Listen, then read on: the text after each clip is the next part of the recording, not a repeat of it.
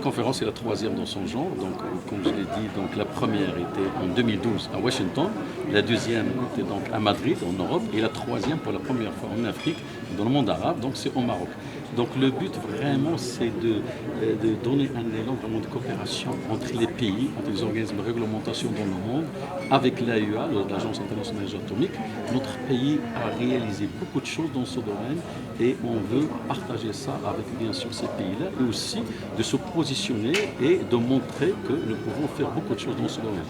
Donc cette reconnaissance, ça se traduit par la reconnaissance du Maroc la semaine dernière à la conférence générale de l'Agence internationale atomique.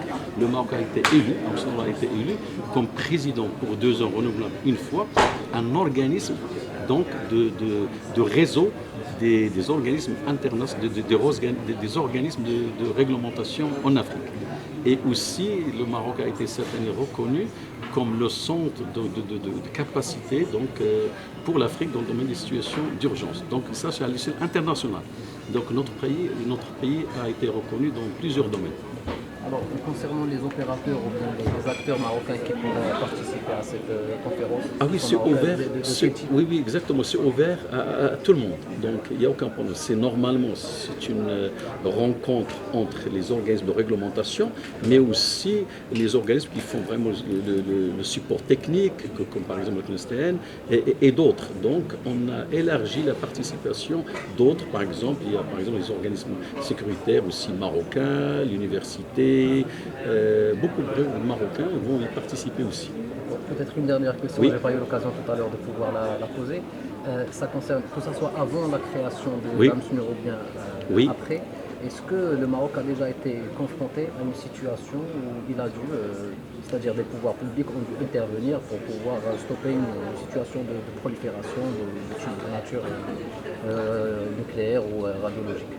Non, c'est-à-dire dès le début, depuis les années 70, on avait une loi 005-71 qui est liée à la protection donc, aussi de l'environnement et l'utilisation bien sûr de techniques nucléaires. Donc bien entendu, c'est comme dans le domaine de la sûreté et de la sécurité, c'est un domaine évolutif. Donc là, il y avait des choses qu'il fallait améliorer donc, pour assurer la conformité donc, aux normes internationales, législation nationale. Maintenant, on a un cadre législatif et réglementaire modèle. On a la loi 142.12, on a maintenant travaillé sur les textes réglementaires. Comme je vous ai dit, on a déjà préparé 9 qui sont au niveau du gouvernement pour approbation. Il nous reste aussi 5 d'ici la fin de l'année et 3 l'année prochaine.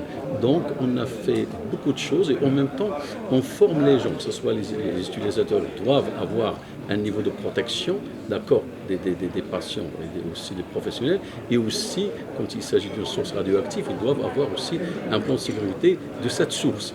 Donc, et ça s'applique.